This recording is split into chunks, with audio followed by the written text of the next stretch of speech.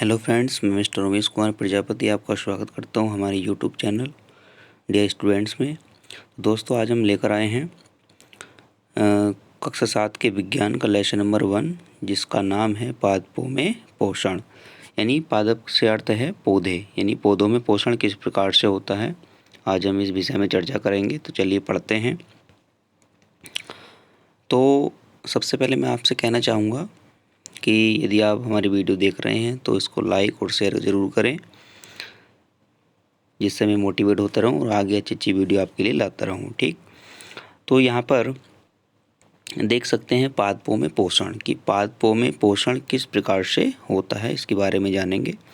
तो यहाँ पर देख सकते हैं कि केवल पादप ही ऐसे जीव हैं जो जल, कार्बन डाइऑक्साइड एवं खनिज की सहायता से अपना भोजन बना सकते हैं। ये सभी पदार्थ उनके परिवेश में उपलब्ध होते हैं। यानी केवल पौधे ही ऐसे जीव होते हैं जो जल की सहायता से और कार्बन डाइऑक्साइड की सहायता से और खनिज की सहायता से अपना भोजन क्या करते हैं, बनाते हैं। ठीक है, तो यहाँ पर क्वेश्चन बन जाता है कि पौधे किसकी सहायता से अपना भोजन बनाते हैं। तो यहाँ पर हम कह सकते हैं जल, कार्बन डाइऑक्साइड और खनिज की सहायता से अपना भोजन बनाते हैं। ठीक है, तो पौधों को भोजन बनाने के लिए किस चीज़ की आवश्यकता होती है? 4 चीज़ों की आवश्यकता होती है। जल की आवश्यकता होती है, कार्बन डाइऑक्साइड की आवश्यकता होती है, खनिज की। ठीक है, 3 चीज़ों की आवश्यकता होती है। तो ये सभी पदार्थ उनके परिवेश में उपलब्ध होते हैं। यानी जो पदार्थ हैं ये जल भी पौधों को मिल जाता है, कार्बन डाइऑक्साइड तो होती है परिवेश में, और खनिज भी वह भूमि से ग्रहण कर लेते हैं। ठीक है, तो 3 चीज़ें महत्वपूर्ण हैं पौधों को क्या करने के लिए, अपना भोजन बनाने के लिए: जल, कार्बन डाइऑक्साइड और खनिज। ठीक, क्लियर हो गई बात? आगे चलते हैं। तो पोषण पदार्थ सजीवों की शारीरिक संरचना, वृद्धि तथा क्षतिग्रस्त भागों से रखरखाव के लिए समर्थ बनाते हैं। यानी जो पोषण होता है वो क्या करता है, सजीवों की शारीरिक संरचना में वृद्धि करता है, उन्हें क्षतिग्रस्त होने से बचाता है। ठीक, तथा विभिन्न जैव प्रक्रमों के लिए आवश्यक ऊर्जा भी प्रदान करता है, और दूसरे जैव प्रक्रमों के लिए क्या करता है, ऊर्जा प्रदान करता है। सजीवों द्वारा भोजन ग्रहण करने एवं इसके उपयोग की विधि को पोषण कहते हैं। तो जब सजीव इसको ग्रहण करते हैं और उसके उपयोग की विधि को हम क्या कहते हैं, पोषण कहते हैं। ठीक है, समझ में आ गया पोषण क्या होता है? यानी सजीवों द्वारा भोजन ग्रहण करने एवं इसके उपयोग की विधि को पोषण कहते हैं। ठीक है, जैसे जब पौधे अपना भोजन ग्रहण करते हैं तो वो क्या कहलाता है, पोषण कहलाता है। ठीक है, उसके बाद है पोषण की वह विधि जिसमें जीव अपना भोजन स्वयं संश्लेषित करते हैं, स्वयं पोषण कहलाती है। तो जैसे कि हम जानते हैं कि जो पौधे होते हैं वह अपना भोजन स्वयं बनाते हैं। ठीक है, और जब वे स्वयं बनाते हैं तो उन्हें हम क्या कहते हैं, स्व पोषण कहलाती है। वह प्रक्रिया क्या कहलाती है, स्व पोषण कहलाती है। ठीक है, तो स्वयं संश्लेषित करते हैं पौधे अपना भोजन, तो यह प्रक्रिया स्व पोषण कहलाती है। ठीक है, जैसे भोजन को ग्रहण कर लेना पोषण कहलाता है, लेकिन जब कोई सजीव खुद ही अपना भोजन का निर्माण करता है और उसको ग्रहण करता है तो वह स्वयं पोषण कहलाता है। मात्र इतना ही अंतर है। ठीक है, आगे चलते हैं। आगे है प्रकाश संश्लेषण पादपों में संश्लेषण का प्रक्रम। जो प्रकाश संश्लेषण होता है पादपों में खाद्य संश्लेषण का प्रक्रम, इसके बारे में हम देखेंगे। तो यहाँ पर देख सकते हैं कि पत्तियाँ पादप की खाद्य फैक्ट्रियाँ हैं। जो पौधे की पत्तियाँ होती हैं वह क्या होती हैं, खाद्य फैक्ट्रियाँ होती हैं। कैसे देखेंगे। अतः सभी कच्चे पदार्थ पत्तियों तक पहुँचने चाहिए। मृदा में उपस्थित जल एवं खनिज जड़ द्वारा अवशोषित किए जाते हैं तथा तने के माध्यम से पत्तियों तक पहुँचाए जाते हैं। पत्ती की सतह पर उपस्थित सूक्ष्म रंध्रों द्वारा वायु में उपस्थित कार्बन डाइऑक्साइड प्रवेश करती है। तो यहाँ पर जो प्रक्रिया है कि भोजन अपना खाना किस प्रकार से बनाता है उसके बारे में बताया गया है। ठीक है, तो यहाँ पर जो मुख्य कार्य करती हैं वो क्या पत्तियाँ करती हैं। जैसे पत्तियाँ क्या करती हैं, यानी पत्तियों तक जो है सभी खाद्य पदार्थ, हमारे जो कच्चे पदार्थ हैं वह पहुँचने चाहिए। जैसे मृदा में उपस्थित जल, खनिज जल एवं खनिज किसके द्वारा अवशोषित किए जाते हैं, जड़ के द्वारा। जो उनकी मूल होती है, जड़ होती है, उनके द्वारा जल और खनिज को अवशोषित किया जाता है और तने के माध्यम से पत्तियों तक पहुँचाए जाते हैं और पत्ते की सतह पर जो उपस्थित सूक्ष्म रंध्र होते हैं वह वायु में उपस्थित कार्बन डाइऑक्साइड यानी उसमें क्या होता है, उससे जो है वायु में उपस्थित कार्बन डाइऑक्साइड जो होती है वह ग्रहण की जाती है। ठीक है, किसके द्वारा? पत्तियों में उपस्थित, जो पत्तियों की सतह होती है उसमें उपस्थित सूक्ष्म रंध्रों के द्वारा। ठीक है, तो यहाँ पर हम कह सकते हैं कि जो हमारे जल और खनिज होता है वह जड़ के माध्यम से, वह जड़ से अवशोषित किया जाता है और तने के माध्यम से, जो पौधे का तना होता है उसके माध्यम से पत्तियों तक पहुंचाए जाते हैं। और पत्ती की सतह पर उपस्थित सूक्ष्म रंध्र जो होते हैं, जो पत्ती की सतह पर उपस्थित सूक्ष्म रंध्र होते हैं उनके द्वारा वायु में उपस्थित कार्बन डाइऑक्साइड प्रवेश करती है। ठीक है, क्लियर हो गया है? आगे चलते हैं। तो अब क्या होता है कि यह रंध्र द्वार कोशिकाओं द्वारा घिरे होते हैं। ये जो रंध्र होते हैं वह द्वार कोशिकाओं के द्वारा घिरे होते हैं और ऐसे छिद्रों को रंध्र कहते हैं। ठीक है, और ये क्या कहलाते हैं? रंध्र कहलाते हैं। ठीक है, उसके बाद है जल एवं खनिज वाहिकाओं द्वारा पत्ती तक पहुँचाए जाते हैं। ये वाहिकाएं नली के समान होती हैं तथा जड़, तना, शाखाओं एवं पत्तियों तक फैली होती हैं। पोषकों को पत्तियों तक पहुँचने के लिए ये वाहिकाएं एक सतत मार्ग बनाती हैं। पदार्थों में पदार्थों के परिवहन के विषय में आप अध्याय 11 में पढ़ेंगे। तो यहाँ पर जो जल और खनिज होता है वो पत्तियों में उपस्थित वाहिकाओं के द्वारा, यानी पत्तियों तक जो पहुँचाए जाते हैं वे किसके द्वारा पहुँचाए जाते हैं? वाहिकाएं। और ये वाहिकाएं क्या होती हैं? नली समान होती हैं। ठीक है, वाहिकाएं किसके समान होती हैं? नली समान होती हैं। ठीक, तथा जड़, तना, शाखाओं एवं पत्तियों तक फैली होती हैं। और कहाँ तक फैली होती हैं ये वाहिकाएं? ये जो वाहिकाएं होती हैं ये जड़, तने और शाखाओं, यानी जड़, तने, शाखाओं और पत्तियों में फैली होती हैं। ठीक है, और इन नलिकाओं में, इन वाहिकाओं में क्या होता है? जो वाहिकाएं होती हैं ये जो नलिका होती हैं इनके द्वारा जल और खनिज पत्तियों तक पहुंचाया जाता है। और ये कहाँ पर होती हैं?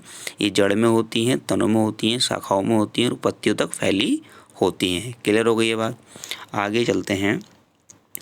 और जो वाहिकाएं होती हैं इनका एक सतत मार्ग होता है। क्या होता है? सतत मार्ग। ठीक है, यानी पादपों में पदार्थों के परिवहन के विषय में आप कक्षा 11 में, अध्याय 11 में पढ़ेंगे और जो इसकी अधिक जानकारी है वो अध्याय 11 में आएगी। ठीक है, तो पत्तियों में एक हरा वर्णक होता है जिसे क्लोरोफिल कहते हैं। तो यहाँ पर आपका एक क्वेश्चन बन जाता है कि पत्तियों में जो हरा वर्णक होता है उसे क्या कहते हैं? ठीक है, तो उसे कहते हैं क्लोरोफिल। ये पूछ सकता है कि क्लोरोफिल क्या होता है, तो हम कह सकते हैं कि पत्तियों में उपस्थित एक हरा वर्णक, ठीक है, क्या होता है? क्लोरोफिल होता है। क्लियर हो गई है? आगे देखेंगे। क्लोरोफिल सूर्य के प्रकाश की ऊर्जा का संग्रहण करने में पत्ती की सहायता करता है। और जो क्लोरोफिल जो होता है वह पत्तियों की सहायता करता है सूर्य के प्रकाश को ग्रहण करने में या उसका संग्रहण करने में क्या करता है? सहायता करता है। ठीक है, तो क्वेश्चन बन जाता है कि क्लोरोफिल पादपों में क्या कार्य करता है। तो यहाँ पर हम कह सकते हैं कि पत्तियों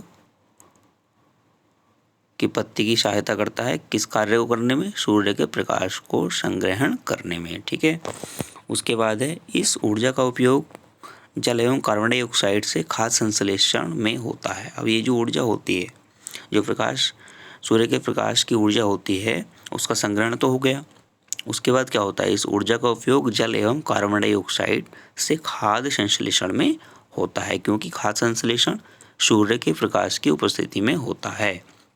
क्लियर हो गई है? तो यहाँ पर एक क्वेश्चन भी बन जाता है कि खाद्य संश्लेषण किसकी उपस्थिति में होता है? तो खाद्य संश्लेषण किसकी उपस्थिति में होता है? सूर्य की प्रकाश की स्थिति में होता है। ठीक है, या प्रकाश संश्लेषण कहते हैं।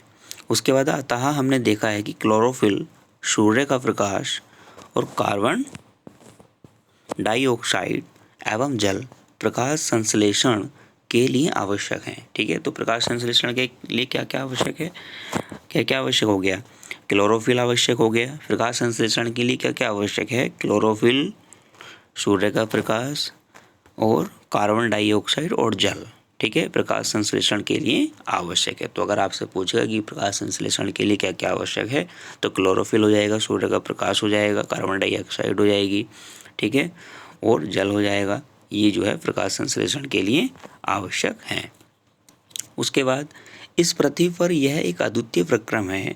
पत्तियों द्वारा सौर ऊर्जा संग्रहित की जाती है तथा पादप में खाद के रूप में संचित हो जाती है।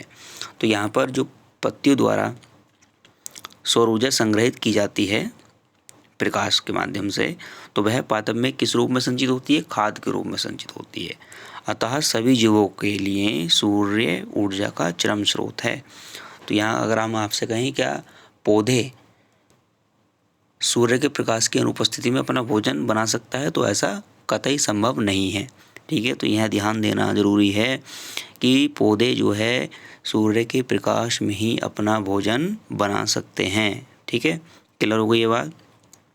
क्योंकि मैं यहाँ पर एक आपको क्रियाकलाप भी दे सकता हूँ। ठीक है, अगर आप 2 पौधे लें और एक पौधे को वहाँ पर रखें जहाँ पर सूर्य का प्रकाश नहीं पड़ता है और एक पौधे को सूर्य के प्रकाश की उपस्थिति में रख दें, तो आप देखेंगे जो सूर्य के प्रकाश की उपस्थिति में रखा हुआ पौधा है उसमें जो है कोई यानी उसकी जो शारीरिक संरचना है, ठीक है, उसमें कोई क्षति नहीं होगी। लेकिन जो पौधा हमारा सूर्य की अनुपस्थिति में रखा हुआ है, ठीक, तो वह क्या होगा? धीरे धीरे कमज़ोर होता रहेगा और सूख जाएगा। ठीक है, तो जब पौधे को भोजन नहीं मिलेगा, पौधे को पोषण नहीं मिलेगा, तो क्या हो जाएगा?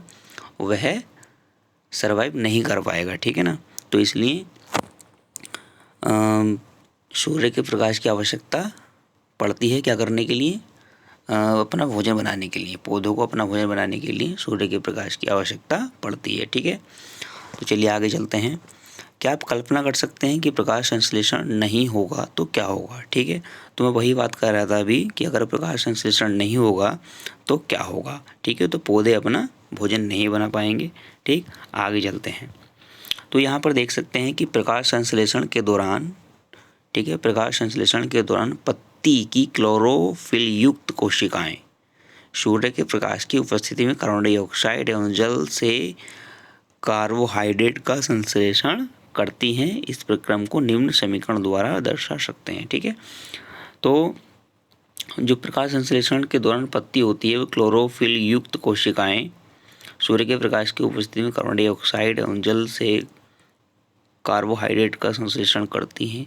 इस प्रक्रम को हम इस समीकरण के द्वारा दिखा सकते हैं, जैसे कार्बन डाइऑक्साइड प्लस जल, ठीक है, यानी कार्बन डाइऑक्साइड और जल मिलकर सूर्य के प्रकाश की स्थिति में और क्लोरोफिल की स्थिति में क्या बनाते हैं? कार्बोहाइड्रेट और ऑक्सीजन बनाते हैं। ठीक है, तो इस प्रक्रिया में ऑक्सीजन निर्मुक्त होती है, तो ऑक्सीजन हमारी निर्मुक्त हो जाती है यानी निकलती है, और कार्बोहाइड्रेट अंततः पत्तियों में मंड स्टोर्स के रूप में संचित हो जाती है। और जो कार्बोहाइड्रेट होता है, ठीक है, तो वह पत्तियों में मंड या स्टार्च के रूप में संचित हो जाती है। तो जो हमारा कार्बोहाइड्रेट होता है वो किस में परिवर्तित हो जाता है? मंड में या स्टार्च में संचित हो जाता है। ठीक है, तो यहाँ पर ये बहुत ही इंपॉर्टेंट बात है कि कार्बोहाइड्रेट किस में परिवर्तित होता है। ठीक है, तो आपको ध्यान रखना है कि कार्बोहाइड्रेट हमारा किस में परिवर्तित होता है? पत्तियों में संग्रहित होता है स्टार्च या मंड के रूप में। ठीक है, तो दोस्तों ये छोटी छोटी बातें हैं, यही हमारे मेन क्वेश्चन है। ठीक है, इनको हमें ध्यानपूर्वक समझना है। ठीक, क्योंकि इस लेसन को पढ़ने से जो भी छोटी छोटी चीज़ है वो आपको क्लियर होने वाली है। ठीक, जिससे बहुत सारे क्वेश्चन आपके सीटेट में फंसते हैं। आप जानती हैं 6, 7, 8 सीटेट सेकंड के लिए यानी जो साइंस की 6, 7, 8 की बुक हैं और 6, 7, 8 के लिए बहुत ही महत्वपूर्ण हैं। तो यहाँ पर एक छोटी छोटी चीज़ें यहाँ पर आपको देखने को मिलेंगी। ऐसा नहीं है कि 4 लाइनें लिख दी, यहाँ पर पूरा बेस यहाँ पर आपका क्लियर हो जाएगा। ठीक, तो यहाँ पर चलते हैं। और हाँ, वीडियो को लाइक और शेयर जरूर करते रहें यदि आपको वीडियो पसंद आ रही है। ठीक, आगे चलते हैं। तो यहाँ पर कुछ चित्र दिए हुए हैं। ठीक है, तो देख सकते हैं चित्र क्या है? क्लोरोफिल युक्त कोशिकाएं दर्शाते हुए किसी पत्ती का कार्ड चित्र। ठीक है, जो क्लोरोफिल दर्शाया गया है यहाँ पर, तो देख सकते हैं यहाँ पर ये क्लोरोफिल को दर्शाया गया है। ठीक है, ये हमारा क्लोरोफिल को दर्शाया जा रहा है। ठीक, तो आप देख सकते हैं तो छोटे छोटे यहाँ पर यानी गोलों में राउंड राउंड और इसके बीच में क्या है? ब्लैक ब्लैक जो टिक से लगे हुए हैं, ये हमारा क्लोरोफिल है। और ये जो हैं ये द्वार कोशिकाएं हैं। ठीक है, आप देख सकते हैं रंध्र देख सकते हैं आप। ठीक है, तो इसमें कुछ समझने वाली बात है ही नहीं।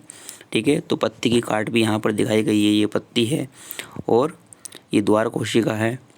ठीक, और ये क्या है, रंध्री द्वार है, यानी ये जो द्वार, ये क्या है, ये रंध्री द्वार है। ठीक है, आगे चलते हैं। आगे है पत्ती में स्टोर्ज की उपस्थिति प्रकाश संश्लेषण प्रक्रम का संपन्न होना दर्शाता है। यानी जब पत्ती में स्टोर्ज इकट्ठा हो जाता है, ठीक है, तो यह दर्शाता है कि प्रकाश संश्लेषण संपन्न हो गया है। समझ में आ रही बात कि प्रकाश संश्लेषण की जो प्रक्रिया थी वह संपन्न हो गई है जब पत्ती में स्टार्च की उपस्थिति हो जाती है। ठीक, और स्टार्च भी एक प्रकार का कार्बोहाइड्रेट ही होता है। ठीक है, तो अगर आपसे पूछ ले कि स्टार्च एक प्रकार का क्या है, तो कार्बोहाइड्रेट है। ठीक, या कार्बोहाइड्रेट को हम और क्या कहते हैं, तो स्टोर्च कहते हैं। ठीक है, क्लियर हो गई ये बात। आगे चलते हैं। अब यहाँ पर दिखाया गया है कि प्रकाश संश्लेषण दर्शाने के लिए व्यवस्था चित्र। तो प्रकाश संश्लेषण दर्शाने के लिए यहाँ पर व्यवस्था चित्र दिखाया गया है। जैसे आप देख सकते हैं, पौधा है तो पत्तियों में क्लोरोफिल, यहाँ पर पत्तियों में क्लोरोफिल है। जल एवं खनिज, यहाँ से जल एवं खनिज है। उसके बाद है कार्बन डाइऑक्साइड और ऑक्सीजन यहाँ पर मिल रही है पौधे को।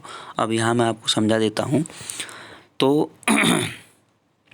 देखिए, पत्तियाँ क्या करती हैं, यानी जो पौधा होता है वह अपना भोजन किस प्रकार बनाता है। ठीक है, तो जो पौधे की पत्तियाँ होती हैं वह क्या करती हैं, जल और खनिज कहाँ से प्राप्त करती हैं, मृदा से। किसके माध्यम से, जड़ों के माध्यम से। तो यहाँ देख सकते हैं कि जड़ों के माध्यम से पत्तियों तक जो नलिकाएं होती हैं तनों में उपस्थित, और वो कहाँ तक जुड़ी होती हैं, पत्तियों तक जुड़ी होती हैं। ठीक है, तो नलिकाओं के माध्यम से कहाँ तक जाता है जल और खनिज, पत्तियों तक पहुँचता है। और पत्ती सूर्य के प्रकाश और कार्बन डाइऑक्साइड और ऑक्सीजन, यानी सूर्य के प्रकाश और कार्बन डाइऑक्साइड की उपस्थिति में क्या करती हैं, अपना कार्बोहाइड्रेट बनाती हैं। ठीक है, और वह किस में परिवर्तित होता है, क्लोरोफिल में परिवर्तित हो जाता है। तो यहाँ पर देख सकते हैं कि पत्तियों में क्लोरोफिल दिखाया गया है। ठीक है, तो इस तरह से भोजन अपना क्या करता है, इस तरह से पौधे अपने क्या करते हैं, भोजन बनाते हैं। ठीक है, और पौधे क्या होते हैं, स्वपोषी होते हैं, क्योंकि वह अपना भोजन स्वयं बनाते हैं। ठीक, क्लियर हो गई ये बात। आगे चलते हैं।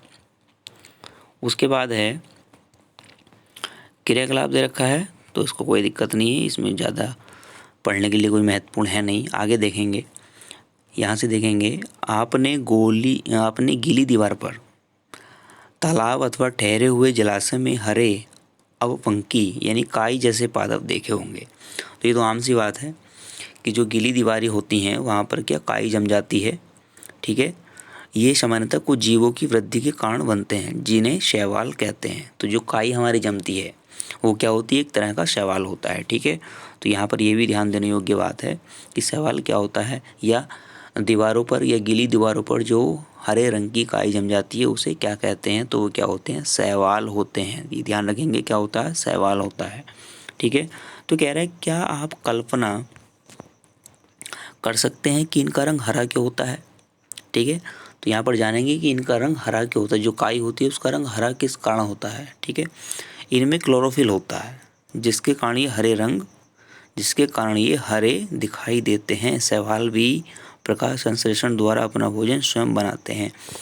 तो इनमें क्लोरोफिल होने के कारण, काई में क्लोरोफिल होने के कारण इनका रंग क्या होता है, हरा होता है। ठीक है, तो आप ये भी कह सकते हैं, क्वेश्चन यहाँ पर ये बन जाता है कि पौधों का हरा रंग किस कारण होता है, तो पौधों में उपस्थित क्लोरोफिल के कारण।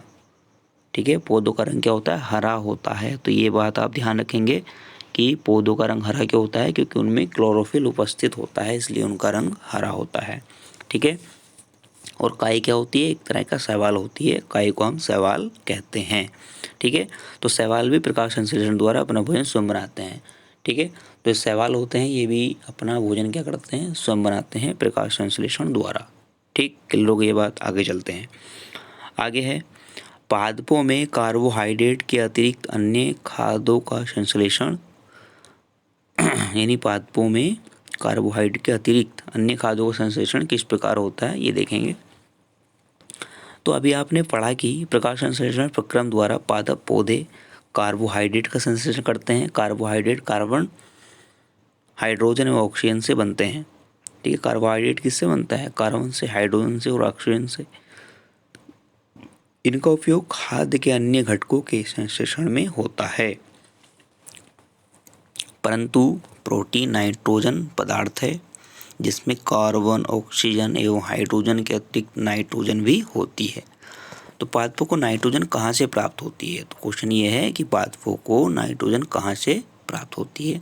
तो देखेंगे, याद कीजिए, वायु में नाइट्रोजन गैसीय अवस्था में प्रचुर मात्रा में पाई जाती है। तो इतना तो हम सब जानते हैं कि जो नाइट्रोजन होती है वह गैसीय अवस्था में प्रचुर मात्रा में पाई जाती है हमारे वातावरण में, परंतु पादप इसका अवशोषण इसी रूप में नहीं कर सकते।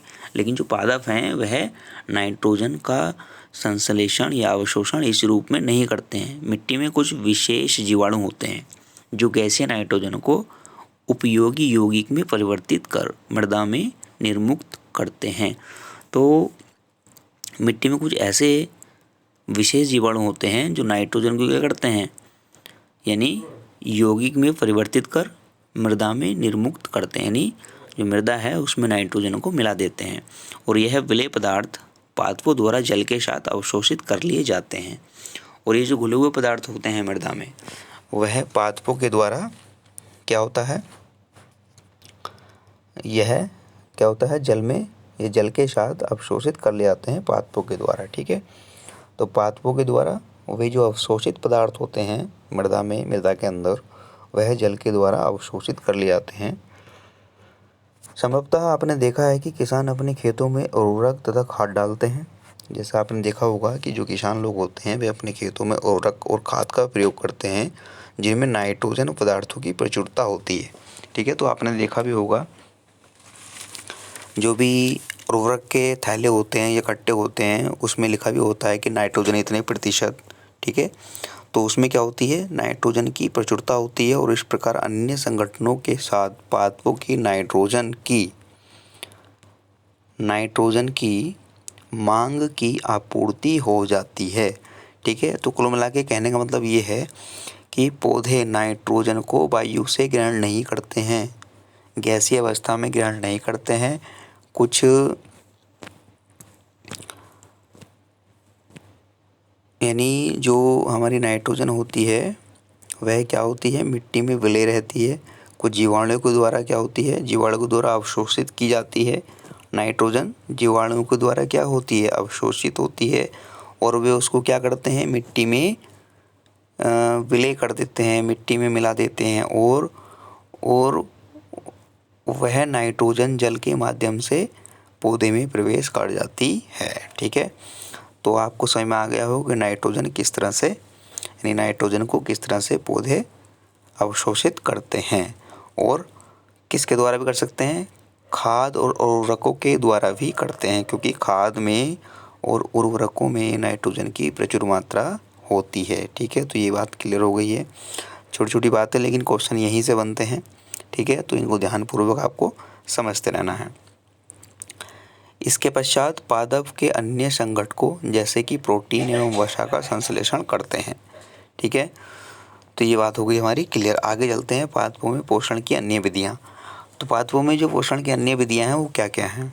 ठीक है, तो कुछ पादप या कुछ पौधे ऐसे भी हैं जिनमें क्लोरोफिल नहीं पाया जाता। तो कुछ पौधे ऐसे होते हैं जिनमें क्लोरोफिल नहीं होता है, वे भोजन संश्लेषित नहीं कर सकते। वे कैसे जीवित रहते हैं तथा वे पोषक किस प्रकार प्राप्त करते हैं। तो क्वेश्चन ये होता है कि जब उनमें क्लोरोफिल ही नहीं होता है तो वे भोजन संश्लेषित नहीं कर सकते हैं, तो वे जीवित कैसे रहते हैं।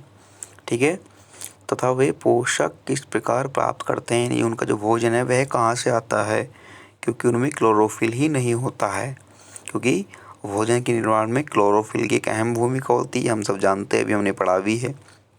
तो चलिए देखते हैं। तो मनुष्य एवं अन्य प्राणियों की तरह ये पादप भी अपने पोषण के लिए अन्य पादपों द्वारा निर्मित खाद्य पर निर्भर होते हैं। तो जैसे मनुष्य अपना भोजन स्वयं नहीं बनाता है बल्कि अन्य स्रोतों से प्राप्त करता है, तो ऐसे ही ये पौधे भी क्या करते हैं, अन्य पौधों पर निर्भर होते हैं। अन्य पौधों पर क्या होते हैं, निर्भर होते हैं।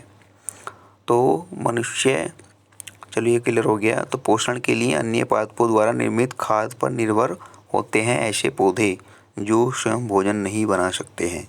ठीक है, तो वे विषम प्रणाली या विषम पोषी प्रणाली का उपयोग करते हैं, यानी ऐसे पौधे को हम विषम पोषी पौधे भी कहते हैं। ठीक है। तो जो पौधे अपना भोजन स्वयं बनाते हैं वह स्वपोषी, और जो दूसरों पर निर्भर होते हैं, जो पौधे दूसरे पौधों पर निर्भर होते हैं अपना भोजन बनाने के लिए, उन्हें विषमपोषी प्रणाली का उपयोग करते हैं या विषमपोषी पौधे कहते हैं। क्लियर हो गई ये बात।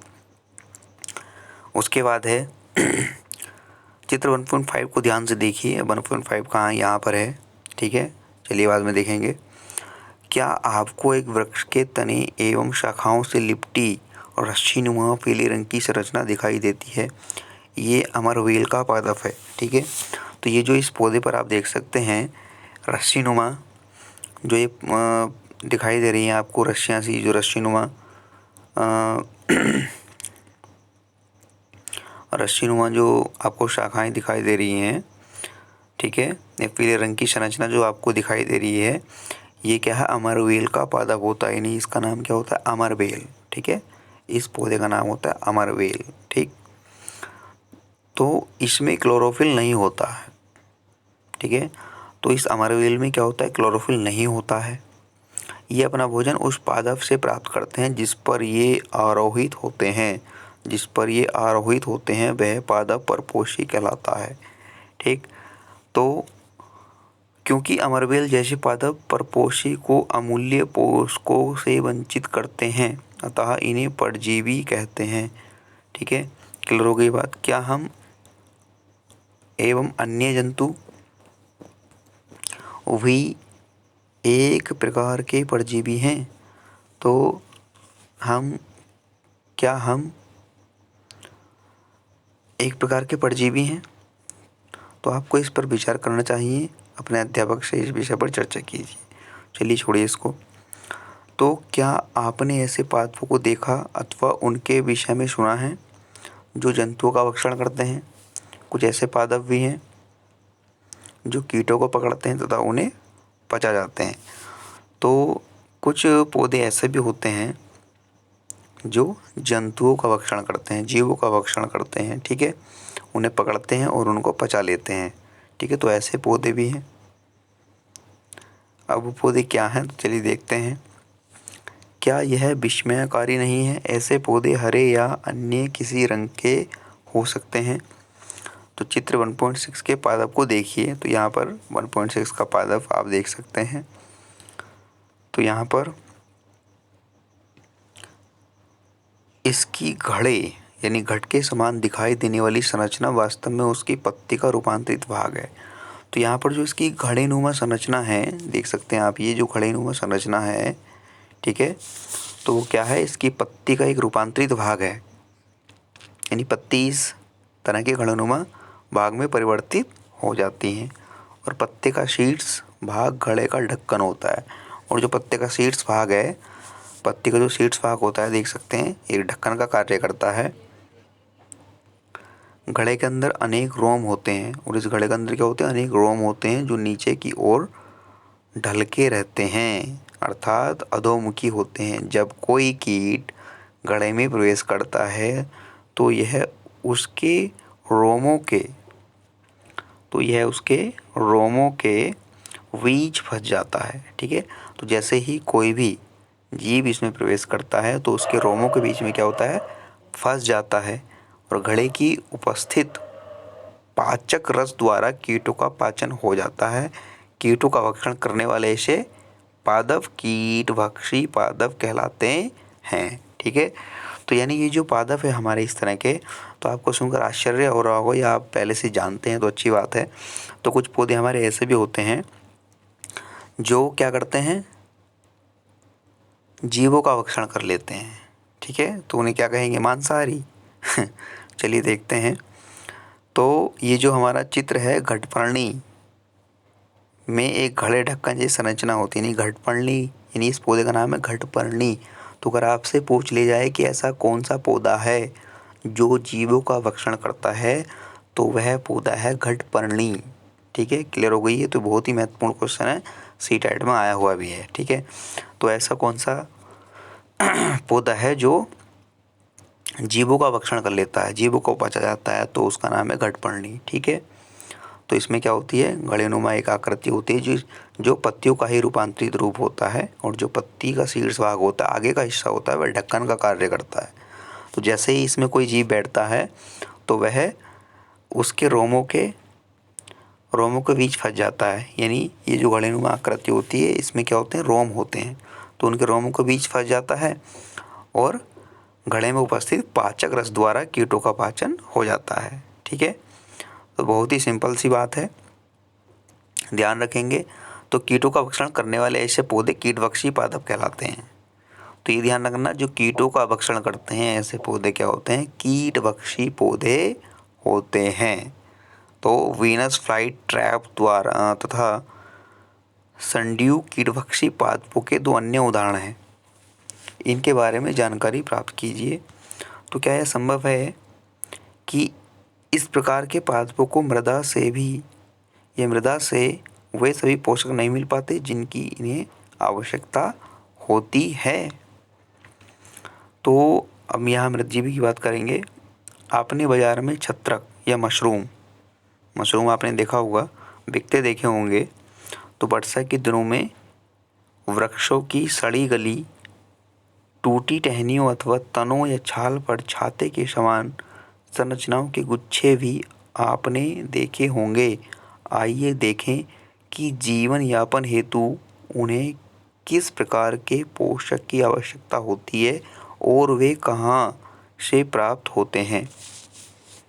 तो यहाँ पर हम बात कर रहे हैं मशरूम, जो बाज़ार में अक्सर बिकते हैं, उनकी सब्जी बनती है।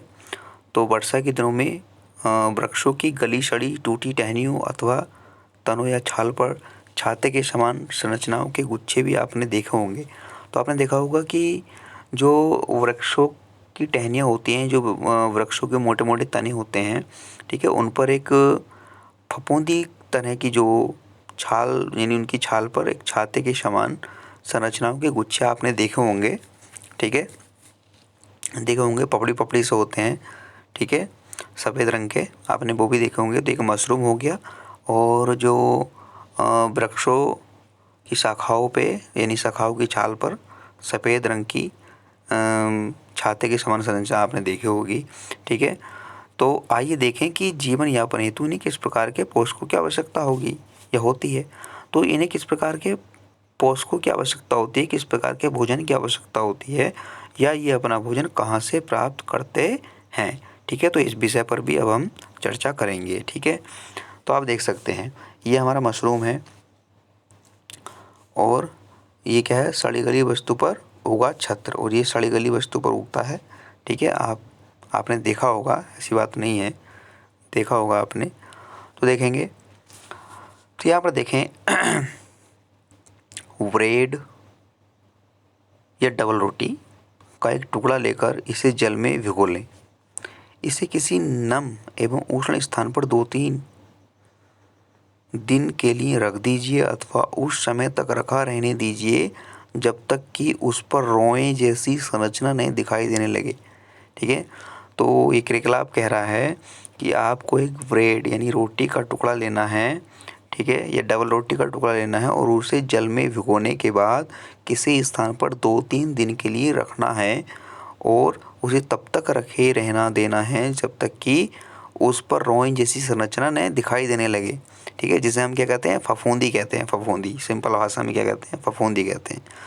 तो ये धब्बे किस रंग के हैं? किसी आवर्धक लेंस अथवा सूक्ष्मदर्शी की सहायता से इनका अवलोकन कीजिए। अपने प्रेक्षणों को नोटबुक में लिखिए। बहुत संभव है कि आपको रुई जैसे धागे के समान संरचना दिखाई पड़े। ठीक है, तो सही बात है, वास्तव में ऐसे ही होता है कि जो भीगी हुई ब्रेड अगर हम रख दें 2-3 दिन के लिए, तो उस पर क्या होती है, फफूंदी जम जाती है। ठीक है, अगर हम ऐसे नहीं देख पाते हैं तो उसको सूक्ष्मदर्शी की सहायता से भी देख सकते हैं। ठीक है, तो क्या होती है, फफूंदी होती है दरअसल। ठीक है, तो यह जीव कवकीय फंजाइम कहलाते हैं, और इसे वैज्ञानिक भाषा में क्या कहते हैं, कवकीय फंजाइम। ठीक है, तो आप ध्यान रखेंगे कि फफूंदी क्या होती है, फफूंदी कवकीय फंजाइम होती है। ठीक है, कवकीय फंजाइम क्या होती है, ऐसे ही बन सकता है क्वेश्चन कि कवकीय फंजाइम निम्नलिखित में से क्या है। तो उसमें ऑप्शन दे देगा 2-3 और दे देगा फफूंदी, तो फफूंदी आपको लगाना है। ठीक है, और कवक और फंजाई में एक ही चीज़ होते हैं, ध्यान रखना है। ठीक है, तो ये क्वेश्चन ये बन जाता है। ठीक है, इंपॉर्टेंट है। तो इनकी पोषण प्रणाली अथवा पोषण विधि भिन्न प्रकार की होती है। अब इनकी पोषण प्रणाली क्या होती है? भिन्न प्रकार की होती है। कैसी होती है देखेंगे। ये मृत एवं विघटनकारी सड़ने वाली, यानी ये सड़ने वाली वस्तुओं की सतह पर कुछ पाचक रसों का स्राव करते हैं। यानी सड़ने गलने वाली वस्तु की सतह पर पाचक रस होते हैं, उनका क्या करते हैं? स्राव कर लेते हैं तथा उसे साधारण व विलेय के रूप में परिवर्तित कर देते हैं। तत्पश्चात वे इस विलयन का भोजन करते हैं या विलयन का भोजन के रूप में अवशोषण करते हैं। ठीक है, तो बहुत ही सिंपल सी बात है। इस प्रकार की पोषण प्रणाली को, जिसमें जीव किसी मृत एवं विघटित जैविक पदार्थों से पोषक तत्व प्राप्त करते हैं, मृतजीवी पोषण कहलाते हैं। ठीक, तो जो ऐसे पौधे होते हैं हमारे, जो ऐसे पादप होते हैं जो मृतजीवी पादपों से अपना भोजन प्राप्त करते हैं, तो उन्हें हम मृतजीवी पोषण कहते हैं। वह पोषण कैसा पोषण कहलाता है? मृतजीवी पोषण कहलाता है। ठीक है, ध्यान रहेगा, मृतजीवी पोषण क्या होता है? यानी ऐसे पादप जो मृतजीवी पादपों के माध्यम से अपना भोजन बनाते हैं, उन्हें मृतजीवी पोषण कहते हैं, यानी वह मृतजीवी पोषण कहलाता है। क्लियर हो गई ये बात? आगे चलते हैं। मृतजीवी पोषण प्रणाली का उपयोग करने वाले जीव मृतजीवी कहलाते हैं। और जो इस प्रणाली का प्रयोग करते हैं, जो पौधे इस प्रणाली का प्रयोग करते हैं, इस प्रणाली के प्रयोग से अपना भोजन बनाते हैं, तो वह मृतजीवी पोषण या मृतजीवी कहलाते हैं। मृतजीवी पौधे कहलाते हैं। क्या कहलाते हैं? मृतजीवी पौधे। ठीक है, क्लियर हो गई ये बात? आगे चलते हैं। उसके बाद है कवक। कवक क्या हो गई? अभी हमने बात की कवक और फंजाई, यानी जो फफूंदी होती है, फफूंदी की बात कर रहे थे ना हम, तो फफूंदी को ही कवक और फंजाइम कहते हैं। ठीक है, तो फफूंदी देखो, फफूंदी के बारे में बात करें कि कवक आचार, चमड़े, कपड़े एवं अन्य पदार्थों पर उगते हैं। तो ये कहाँ पर होती है? जो कवक होती है, जो फंजाइम होता है, जो फफूंदी होती है, वह कहाँ कहाँ पर? आपने अचार में देखा होगा। ठीक है, अचार में फफूंदी पड़ जाती है, चमड़े पर फफूंदी उग जाती है, कपड़े पर फफूंदी उग जाती है, और अन्य पदार्थों पर भी उगते हैं। तो ये उन स्थानों पे भी उगते हैं जो नम एवं उष्ण होते हैं। तो यानी जहाँ पर नमी उपस्थित होती है, फफूंदी वहाँ पर भी उगती है। ठीक है, तो ये उन स्थानों में भी उगते हैं जो नम एवं उष्ण होते हैं, बता चुका हूँ। ठीक है, नमी पर उगते हैं। तो कवकों की वृद्धि के लिए वर्षा ऋतु सबसे अच्छी परिस्थितियाँ प्रदान करती है। अब जो वर्षा ऋतु होती है, जैसे वर्षा का मौसम आता है, उस मौसम में जहाँ कहाँ देखें तो नमी नमी नमी नमी होती है, आप जानते ही हैं। ठीक है, तो सबसे अच्छा मौसम होता है फफूंदी के उगने का, क्या? वर्षा ऋतु। ठीक है, तो आपको क्वेश्चन बन जाता है कि फफूंदी सबसे अधिक किस मौसम में उगती है, तो वहाँ पर आप लिख सकते हैं वर्षा ऋतु। ठीक है, सिंपल सी बात है। तो इसी कारण वर्षा ऋतु के दौरान अनेक वस्तुएं कवकों की वृद्धि के कारण नष्ट अथवा अनुपयोगी हो जाती हैं।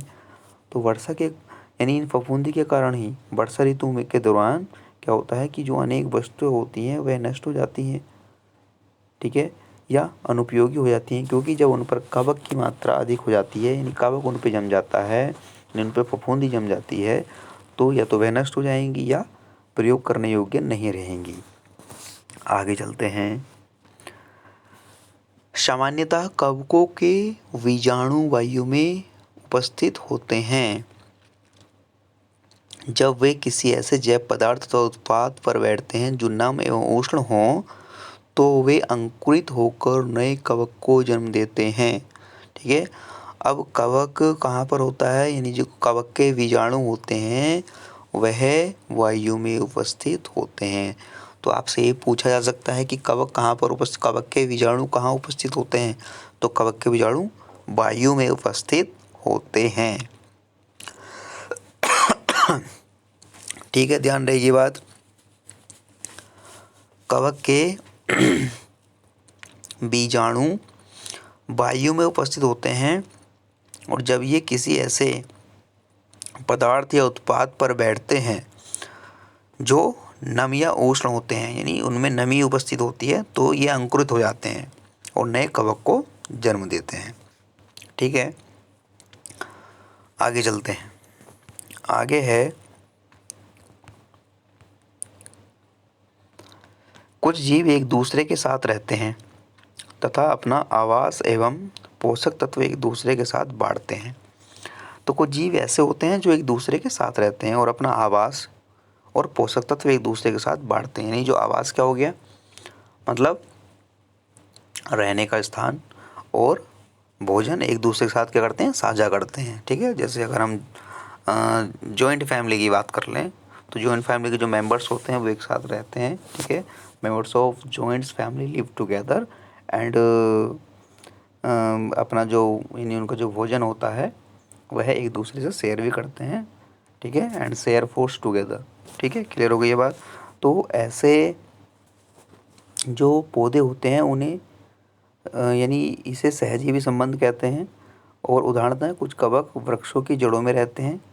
वृक्ष कवक को पोषण द्वारा, यानी जो वृक्ष होते हैं कवक को पोषण प्रदान करते हैं, बदले में उन्हें जल एवं पोषकों के अवशोषण में सहायता होती है। तो वृक्ष के लिए इस संबंध का विशेष महत्व है। तो यहाँ पर क्या होता है, आपने देखा होगा कि जो कुछ कवक होते हैं कि वृक्षों की जड़ों में ही उगते हैं, यानी उन्हें वृक्षों की जड़ों में ही उगना है। अब जो कवक होते हैं वह अपना भोजन किससे लेते हैं, उस वृक्ष से लेते हैं, यानी वह वृक्ष उनको भोजन प्रदान करता है। और बदले में कवक वृक्षों को सहायता करता है जल पोषकों को अवशोषण करने में। ठीक है, क्लियर हो गई ये बात। उसके बाद है लाइकेन कहे जाने वाले कुछ जीवों में दो भागीदार होते हैं। लाइकेन कहे जाने वाले कुछ जीवों में दो भागीदार होते हैं। इनमें से एक शैवाल होता है तो दूसरा कवक। तो शैवाल में क्लोरोफिल उपस्थित होता है जबकि कवक में क्लोरोफिल नहीं होता है। तो कवक शैवाल को रहने का स्थान, जल एवं पोषक तत्व उपलब्ध कराता है तथा बदले में शैवाल प्रकाश संश्लेषण द्वारा संश्लेषित खाद्य कवक को देता है। ठीक है, तो ये भी सिंपल सी बात है। आगे चलते हैं। आगे है मृदा में पोषकों की पुनः पूर्ति किस प्रकार होती है। अब जो मृदा होती है उसमें हम जानते हैं कि पोषक तत्व पाए जाते हैं, लेकिन उनकी जो पुनः पूर्ति होती है वो कैसे होती है। ठीक है, तो यहाँ पर सिंपल सी बात है कि क्या आपने किसान को अपने खेतों में अथवा माली को बगीचे के लोन एवं गमलों में खाद अथवा उर्वरक डालते देखा है। ठीक है, तो सिंपल सी बात है। तो पुनः पूर्ति कैसे होती है खनिजों की। ठीक है, तो जो किसान होता है वह समय समय पर क्या करता है, खाद और उर्वरक का प्रयोग करता है। क्या करने के लिए, अपनी फसल की पैदावार को बढ़ाने के लिए। तो जो वह उर्वरक देता है, खाद देता है, तो उसमें क्या क्या होता है, तो देखेंगे कि उसमें जो है उर्वरक एवं खाद में नाइट्रोजन, पोटेशियम, फास्फोरस जैसे पोषक होते हैं। ठीक है, तो यहाँ पर हम देख सकते हैं कि उर्वरक एवं खाद में नाइट्रोजन, पोटेशियम, फास्फोरस जैसे पोषक होते हैं और पादपों द्वारा लगातार उपयोग किए जाने के कारण मृदा में उनकी मात्रा धीरे धीरे कम होती जाती है। इसलिए मृदा को इन पोषक तत्वों से समृद्ध करने के लिए भूमि में उर्वरक तथा खाद मिलाने की आवश्यकता होती है। तो कहने का मतलब ये है कि मृदा में पोषक तत्वों की पुनः पूर्ति के लिए उसमें क्या देना आवश्यक है, खाद और उर्वरक देना आवश्यक है। ठीक है, तो खाद और उर्वरक की सहायता से ही मृदा में पुनः पूर्ति हो जाती है पोषक तत्वों की। ठीक है, क्लियर हो गई ये बात। आगे देखें, यदि हम पादप के पोषण की आवश्यकता के बारे में ज्ञान हो तो हम न केवल पादपों को आ सकते हैं बल्कि उन्हें स्वस्थ भी रख सकते हैं। तो यदि हमें पादप की पोषण की आवश्यकता के बारे में जानकारी होगा तो हम उगा सकते हैं, सिंपल सी बात है, और उनका स्वास्थ्य का ध्यान भी रख सकते हैं। ठीक है, तो पादपों को प्रोटीन बनाने के लिए सामान्यतः नाइट्रोजन की अधिक आवश्यकता होती है। यानी पादप को प्रोटीन बनाने के लिए किसकी आवश्यकता होती है? नाइट्रोजन की आवश्यकता होती है। फसल कटाई के बाद मृदा में नाइट्रोजन की कमी हो जाती है। यद्यपि वायु में नाइट्रोजन गैस प्रचुर मात्रा में उपलब्ध होती है, परंतु पादप इसका उपयोग उस प्रक्रम या उस प्रकार करने में असमर्थ होते हैं। मैंने बताया था कि पादप नाइट्रोजन को वायु से डायरेक्ट नहीं लेते हैं, बल्कि मृदा में उपस्थित जो नाइट्रोजन होती है, जो जीवाणु द्वारा अवशोषित होती है, यानी वह जल में विलय होकर पौधों में पहुंच जाती है। ठीक है। जैसे वे कार्बन डाइऑक्साइड का उपयोग करते हैं, पौधे नाइट्रोजन को विलय रूप में ही अवशोषित कर सकते हैं, ये मैं बता चुका हूँ।